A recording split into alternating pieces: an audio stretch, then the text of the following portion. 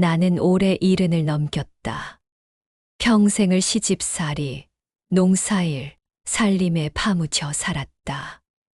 젊을 때는 내 이름 석자로 불리는 일보다 누구 엄마라고 불리는 게 더 익숙했다. 아들 하나 키워서 대학 보내고 장가 보내고 그게 내 인생의 전부였다. 솔직히 말하면 며느리를 처음 봤을 때부터 마음에 꼭 들지는 않았다. 웃는 낯은 곱고 인사성도 밝았지만 어딘가 모르게 내 눈치를 보는 것 같으면서도 속내는 알 수 없는 사람이었다. 그래도 아들이 좋다고 하는데 내가 뭐라 하겠나 싶어서 그냥 허락했다. 시어머니는 늘 말씀하셨다. 며느리는 복으로 들여야 한다. 나도 그 말만 믿고 살았다. 처음 몇 년은 그럭저럭 괜찮았다. 명절이면 같이 음식을 장만하고 손주 낳고 길러주면서 웃음도 많았다.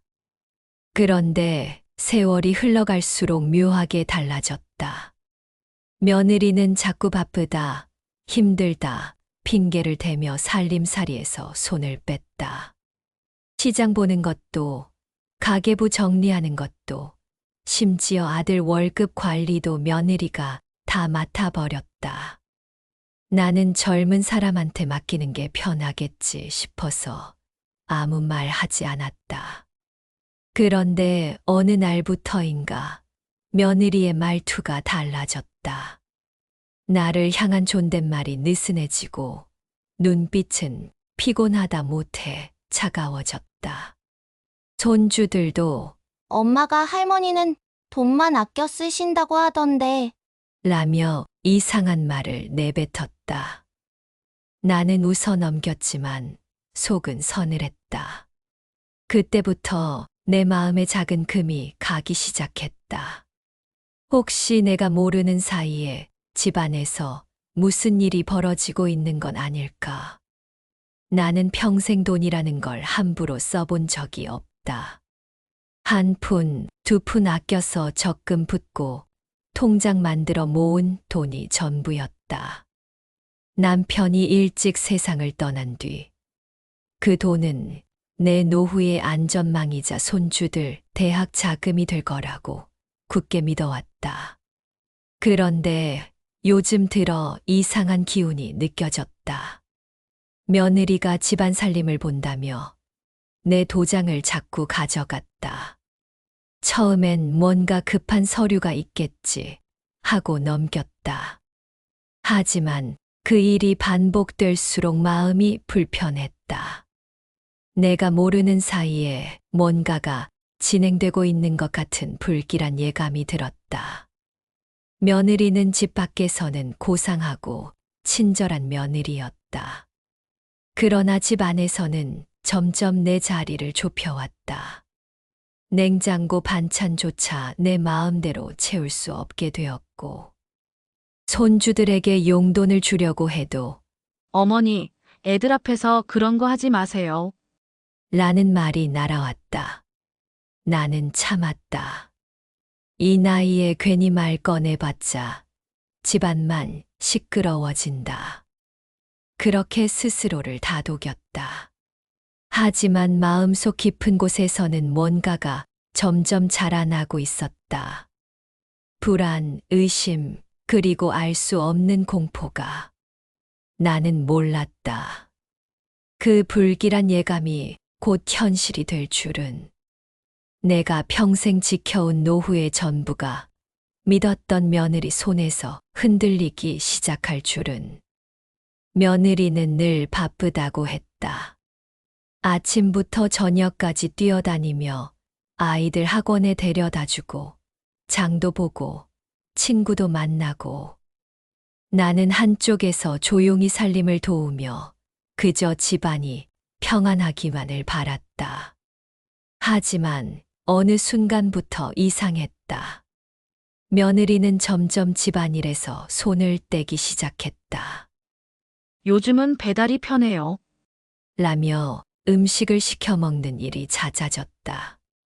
처음엔 나도 세상 좋아졌다 싶어서 덩달아 신기했다.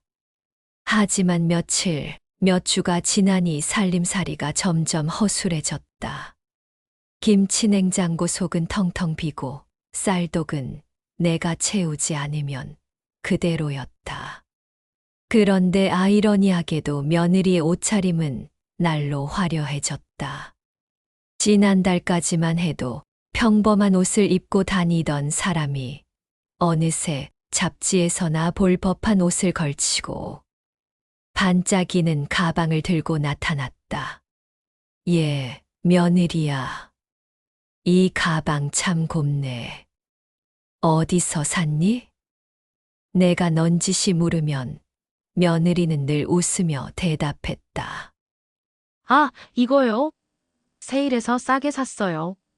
싸게 샀다는 말이 몇 번 반복되자 나는 더 이상 묻지 않았다.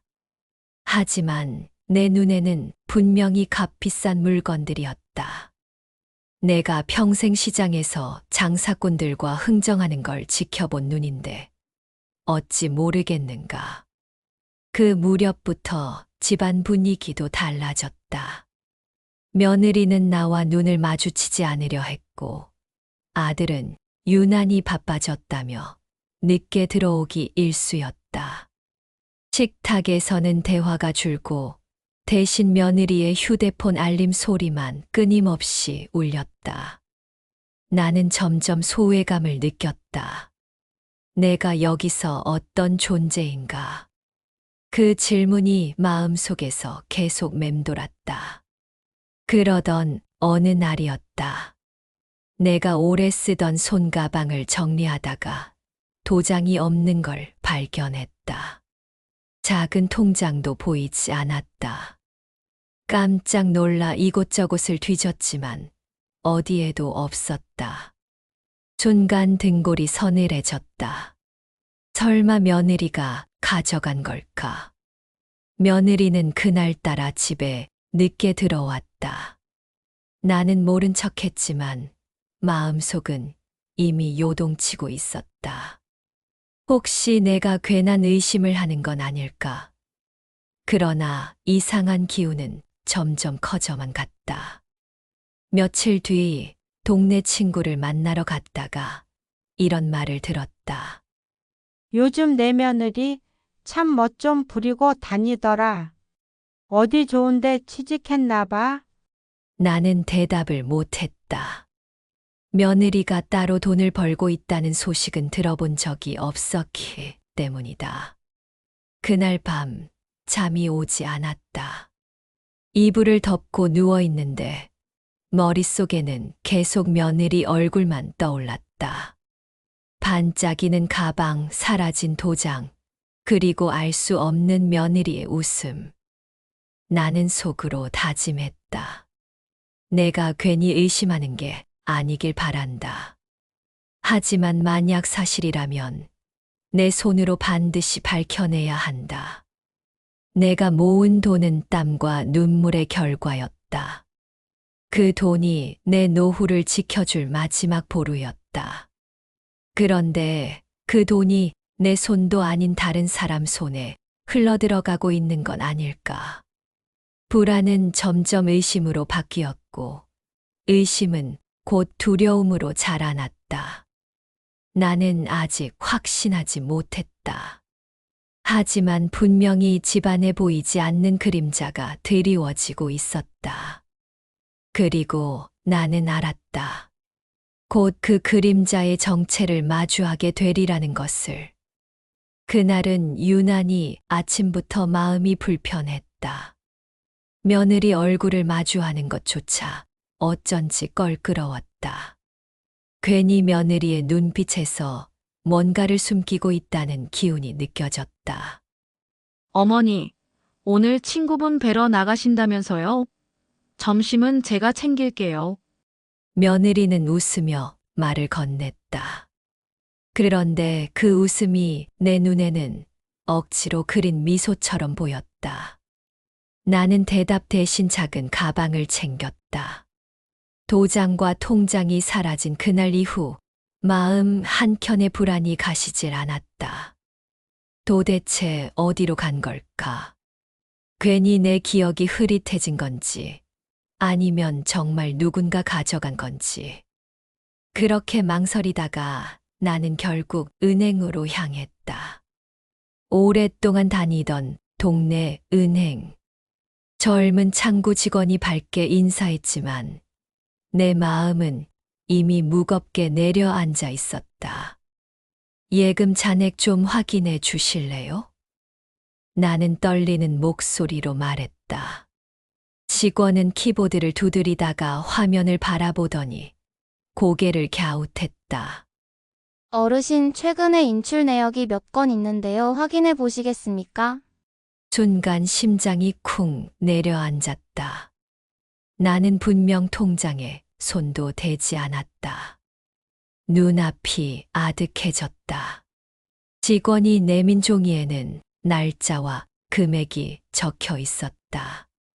며칠 전 몇십만 원. 그 전에는 100만 원. 그 전에는 50만 원. 나는 기억을 더듬었다. 그날들 나는 은행에 오지 않았다. 도장을 찍은 적도, 돈을 찾은 적도 없었다. 이거 제가 한 게 아닌데요. 내 목소리는 갈라졌다. 직원은 당황한 표정으로 말했다. 어르신 여기 도장 확인이 돼 있습니다. 맞으신가요? 그 순간 머릿속이 하얘졌다. 내 도장. 그 도장이 며느리 손에 들어가 있었다는 사실이 번개처럼 스쳤다. 나는 종이를 꼭 쥐고 집으로 돌아왔다. 길 위에서 다리가 후들거렸다. 수십 년을 모아온 돈이 내 손이 아닌 다른 손에 의해 조금씩 빠져나가고 있다는 사실. 그것은 단순한 충격이 아니라 내 존재 전체를 뒤흔드는 공포였다. 집에 돌아와 며느리의 얼굴을 바라봤다. 그녀는 평소처럼 웃으며 물었다. 어머니 어디 다녀오셨어요? 그 웃음이 내겐 섬뜩하게 느껴졌다. 나는 대답을 하지 못한 채 손에 쥔 종이를 주머니 깊숙이 넣었다. 그날 밤 잠을 이루지 못했다. 눈을 감으면 통장에서 빠져나가는 돈이 눈앞에 아른거렸다. 50만 원, 100만 원, 또 100만 원 그 숫자들이 피처럼 스며들어 내 가슴을 짓눌렀다. 혹시 내가 잘못 본 건 아닐까? 혹시 은행에서 실수한 건 아닐까? 나는 수십 번도 넘게 스스로를 설득하려 했다. 하지만 증거는 내 손에 있었다. 도장, 인출 내역, 그리고 내가 알지 못하는 서명. 다음 날, 나는 일부러 며느리의 방 앞을 지나다가 멈춰섰다. 안에서 전화 통화하는 소리가 들렸다. 응. 이번 달은 조금만 기다려 곧 돈 들어올 거야. 목소리는 낮고 조심스러웠지만 분명 며느리의 것이었다. 나는 그 자리에서 숨을 죽였다. 그 돈, 그게 혹시 내 통장에서 빠져나간 돈과 관련 있는 건 아닐까? 내 머릿속은 복잡해졌다. 아들에게 바로 말해야 하나? 하지만 아들이 며느리를 두둔하면 손주들 앞에서 내 체면은 어떻게 되나? 나는 그날 밤 새벽까지 뒤척이며 생각했다. 이대로 두면 내 평생 모은 돈이 모두 사라질지도 모른다. 하지만 괜히 이를 키우면 집안이 풍비박산 날 수도 있다. 두려움과 분노가 한꺼번에 몰려왔다. 내 안에서 뭔가가 끓어올랐다. 안 돼. 반드시 밝혀내야 한다. 이건 단순한 오해가 아니다. 그 순간 나는 결심했다. 이제는 며느리의 속셈을 직접 확인해야 한다는 것을. 아무리 두렵더라도 내 눈으로, 내 손으로 진실을 잡아내야 한다는 것을. 은행에서 인출 내역을 확인한 날 이후 나는 마음이 조용할 틈이 없었다. 종이에 찍힌 숫자들은 내 평생을 부정하는 낙인 같았다. 믿었던 며느리가 내 도장을 쥐고 내 돈을 조금씩 빼내고 있다는 의심. 그 생각만으로도 밤마다 가슴이 답답해져 숨이 막혔다. 혹시 내가 괜한 오해를 하는 건 아닐까? 스스로를 달래보기도 했다. 하지만 사라진 도장, 내 기억에 없는 인출 기록, 며느리의 달라진 옷차림과 웃음, 이 모든 것이 하나로 이어지며 내 마음속 불안을 이심이라는 이름으로 키워냈다. 그 후로 나는 며느리의 행동을 유심히 살피기 시작했다. 며느리는 아침마다 아이들을 학교에 데려다주고 시장을 본다며 외출을 했다. 예전에는 늘 시장에서 장바구니를 들고 돌아왔는데 요즘은 빈손으로 들어오는 날이 잦았다. 그 대신 손에는 낯선 쇼핑백이 들려 있었다. 이건 뭐냐? 하고 물어도 며느리는 태연하게 웃으며 말했다. 아, 그냥 작은 소품이에요. 어머니는 모르셔도 돼요. 그 대답이 내 귀에는 바늘처럼 찔려왔다. 모르면 된다고. 이 집안의 살림을 책임져 온 내가 어떻게 모르면 된단 말인가. 며느리는 종종 친구들과 여행을 다녀왔다. 아이들 때문에 스트레스가 쌓여서요라며. 핑계를 댔지만 그 여행이 점점 잦아지고 길어졌다. 돌아올 때마다 며느리 손에는 값비싼 기념품과 선물이 들려 있었다. 그 웃음 뒤에 감춰진 뭔가가 있다는 걸 나는 직감적으로 알 수 있었다. 나는 은밀히 이웃들과 대화를 나눠봤다. 요즘 내 며느리 멋 좀 부리고 다니더라.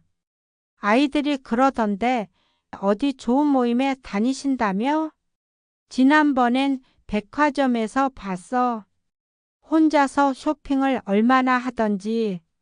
그들의 말은 내 불안을 더욱 확실하게 만들었다. 며느리가 집 안에서는 검소한 척, 내 앞에서는 힘든 척 했지만 집 밖에서는 다른 얼굴로 살고 있었다. 나는 아들에게 말할까 수십 번 고민했다. 하지만 아들은 늘 바빴다.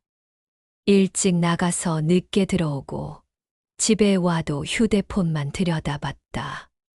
괜히 얘기해봤자 아들 녀석이 며느리 편만 들겠지. 그 생각에 입을 다물었다. 내 속이 까맣게 타들어가도 말 한마디 꺼내지 못했다. 그 대신 나는 직접 눈으로 확인하기로 했다. 며느리가 외출하는 날 몰래 따라 나서 본 것이다. 그날 며느리는 지하철역 앞에서 친구들과 만났다. 밝게 웃으며 고급 레스토랑으로 들어가는 모습을 나는 멀찍이서 지켜봤다. 그들의 옷차림, 손에 들린 쇼핑백, 그리고 웃음소리. 내 돈으로 누군가는 즐겁게 웃고 있는 듯한 그 장면이 나를 무너뜨렸다. 며칠 뒤 나는 또 한 번의 충격을 받았다. 집안 청소를 하다가 며느리 방 서랍 속에서 작은 영수증 뭉치를 발견했다. 호기심에 살펴본 순간 눈앞이 아득해졌다. 백화점 명품 코너, 고급 화장품 매장, 해외여행 티켓. 영수증에 찍힌 금액은 내 평생장을 보며 아끼고 또 아껴서 모은 돈보다도 컸다. 나는 손이 덜덜 떨렸다. 이게 다 어디서 난 돈이냐. 며느리가 따로 수입이 있는 것도 아니고 아들 월급만으로는 도저히 감당할 수 없는 금액들이었다. 결국 답은 하나였다. 내 통장에서 빠져나간 돈.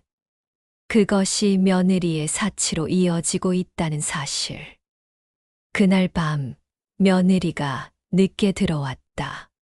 나는 일부러 잠든 척하며 이불 속에서 귀를 기울였다. 며느리는 거실에서 전화를 하고 있었다. 응, 이번엔 걱정 마 곧 정리할 거야. 돈은 준비돼 가고 있어. 그 말은 내 가슴에 비수처럼 꽂혔다. 도대체 무슨 돈을 준비하고 있다는 걸까? 누구와 무슨 약속을 하고 있는 걸까? 의심은 이제 확신이 되었다. 내 며느리가 내 돈을 빼돌리고 있다는 사실.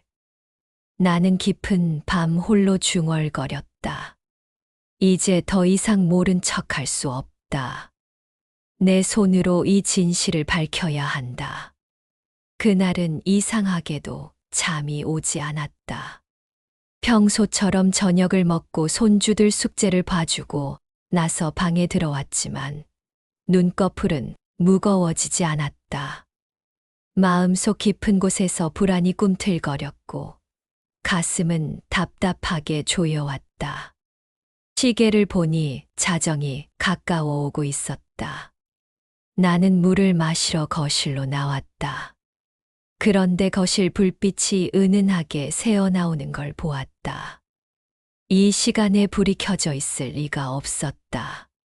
조심스럽게 다가가니 며느리가 거실 탁자 앞에 앉아 있었다. 손에는 내 통장과 도장이 쥐어져 있었다. 그 순간 심장이 쿵 내려앉았다. 나는 본능적으로 숨을 죽였다. 며느리는 휴대폰을 귀에 대고 누군가와 통화 중이었다. 응, 조금만 기다려. 내일 안으로 정리할 거야. 돈은 곧 마련돼. 탁자 위에 펼쳐진 통장에는 인출 내역이 빼곡히 찍혀 있었다. 며느리 손끝에서 내 이름, 내 도장이 무참히 찍혀 나가고 있었다. 나는 다리에 힘이 풀려 그 자리에 주저앉을 뻔했다. 지금 이 광경이 꿈인지 현실인지 분간할 수 없었다. 내가 평생 지켜온 전부가 믿었던 며느리 손끝에서 산산이 부서지고 있었다. 머릿속에서 수많은 목소리가 소용돌이쳤다. 지금 당장 막아야 해. 아들에게 알려야 해. 아니다. 입 다물어라. 괜히 난리치면 손주들만 불쌍해진다. 나는 문틈에 몸을 붙이고 떨리는 손으로 가슴을 움켜쥐었다. 심장이 미친 듯이 뛰었다. 며느리의 얼굴은 차갑고 결연했다. 마치 나를 집안의 주인으로 인정하지 않는 듯한 표정이었다. 그때 며느리가 고개를 돌렸다. 순간 우리의 시선이 마주쳤다. 나는 얼어붙은 듯 움직이지 못했다. 어머니 아직 안 주무셨어요? 며느리는 잠시 당황한 기색을 보였지만 곧 아무렇지 않은 듯 웃어 보였다. 그러나 나는 그 웃음 속에서 뚜렷한 두려움과 저기를 동시에 읽어냈다. 이 시간에 뭐 하고 있니? 내 목소리는 갈라지고 낮게 깔렸다. 아, 그게. 아이들 학원비랑 이것저것 정리하다 보니까요. 어머니 몰래 한 건 아니에요. 며느리는 능청스럽게 변명했다. 하지만 탁자 위의 통장과 도장은 그 모든 말을 무너뜨리고 있었다. 나는 한 발짝 앞으로 다가갔다. 손이 덜덜 떨렸지만 며느리의 손에서 통장을 낚아채고 싶었다. 그러나 그 순간 머릿속에 손주들의 얼굴이 스쳤다. 만약 지금 이 자리에서 며느리와 싸우면 아이들은 어떻게 될까? 분노와 공포, 그리고 주저함이 뒤엉켜 나를 짓눌렀다. 며느리는 태연하게 웃으며 도장을 챙겨 넣고 말했다. 어머니, 걱정 마세요. 다 제가 알아서 할게요. 그 말은 마치 이제부터는 내 세상이라고 선언하는 것 같았다. 나는 온몸이 떨렸다. 방으로 돌아와 이불을 뒤집었었지만 눈물이 멈추지 않았다. 내가 어떻게 살아온 인생인데 이렇게 당해야 하는가? 내가 모아온 돈, 내 노후의 안전망, 내 손주들의 미래. 그 모든 게 며느리의 욕심에 무너지고 있었다. 나는 속으로 수없이 되뇌었다. 이제 더는 못 참는다. 반드시 이 속셈을 밝혀내야 한다. 내일, 아니, 곧. 그 밤은 유난히 길고도 차가웠다. 숨죽인 울음과 치밀어 오르는 분노 속에서 나는 결심했다. 다음번에는 더 이상 눈 감아주지 않으리라. 아침 햇살이 창문을 뚫고 들어왔지만 나는 꼼짝도 하지 못했다. 밤새 뒤척이며 결심했던 생각이 머릿속에서 계속 맴돌았다. 오늘은 분명히 묻고 따져야 한다. 이대로는 안 된다. 손에 쥔 종이, 은행에서 받아온 인출 내역이 아직도 이불 곁에 있었다. 종이를 바라보는 순간마다 피처럼 새어나간 내 돈이 떠올라 가슴이 저려왔다. 아침 식탁에 며느리와 아들이 앉아 있었다. 며느리는 언제나처럼 환한 얼굴로 웃으며 말했다. 어머니, 건강검진 같이 가실래요? 제가 시간 내볼게요. 그 웃음이 더 이상은 미소로 보이지 않았다. 나는 차갑게 대답했다. 됐다. 너랑 할 얘기가 따로 있다. 식탁 위 공기가 순간 얼어붙었다. 아들은 무슨 일인지 눈치를 보며 숟가락을 내려놓았다. 하지만 며느리는 태연했다. 마치 이미 모든 상황을 준비한 듯. 나는 은행에서 받아온 종이를 꺼내 탁자 위에 놓았다. 이게 뭐냐? 며느리의 얼굴에 잠시 그림자가 스쳤지만 곧 다시 미소를 지었다. 아, 어머니 오해예요. 제가 잠깐 필요해서 쓰긴 했는데 다 갚을 거예요. 어머니 걱정 안 하셔도 돼요. 갚는다고? 내 목소리는 낮게 떨렸다. 내가 뭔데 내 허락도 없이 내 통장에서 돈을 빼가냐? 아들은 당황스러운 표정으로 우리를 번갈아 봤다. 여보, 그게 무슨 말이야? 어머니 혹시 잘못하신 거 아닐까요? 나는 목에 걸린 울음을 삼켰다. 잘못할 리가 없다. 내가 은행에서 직접 확인했다. 도장도 내가 쓴 거 아니냐? 며느리는 침묵했다. 그 침묵이 오히려 답이 되어버렸다. 아들의 눈빛도 흔들렸다. 잠시 후 며느리는 담담히 말했다. 어머니, 세상이 바뀌었잖아요. 이제는 노후를 스스로 지키셔야죠. 저희도 살림하느라 힘들고, 제가 좀 편하게 살고 싶어서 그랬어요. 하지만 언젠가 다 돌려드릴 겁니다. 그 말은 내 가슴을 칼로 베듯 찔렀다. 돌려준다고. 내 인생은 돈 몇 푼이 아니라 평생의 땀과 눈물인데, 그걸 며느리는 편하게 살고 싶어서라는 한마디로 지워버렸다. 그 순간 나는 차가운 분노를 느꼈다. 내가 그렇게 편하게 살고 싶으면 왜 내 집에 들어왔니? 내 아들, 내 손주들까지 끌어안고서. 이게 내가 말하는 가족이냐? 내 말에 며느리는 더 이상 웃지 않았다. 그 눈빛 속에서 나는 저기를 읽었다. 그것은 며느리가 나를 가족이 아니라 걸림돌로 여긴다는 증거였다. 아들은 혼란스러운 표정으로 자리에서 일어났다. 잠깐만, 두 분 진정하세요. 내가 알아서 정리할게. 하지만 나는 알았다. 이 문제는 아들이 아니라 나와 며느리의 문제라는 것을. 며느리의 속셈은 이미 드러났다. 이제 나는 선택해야 했다. 그날 밤, 방 안에서 홀로 앉아 나는 깊이 생각했다. 아들에게 모든 걸 털어놓고 며느리와의 관계를 정리할 것인가? 아니면 손주들을 위해 모른 척 눈을 감아줄 것인가? 아니면 내가 직접 나서야 하는 걸까?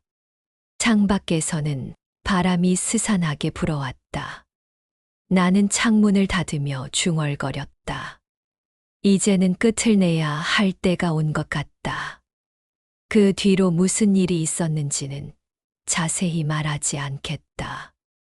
다만 하나 분명한 건 있다. 그날 이후 우리 집안은 결코 예전과 같을 수 없었다는 것.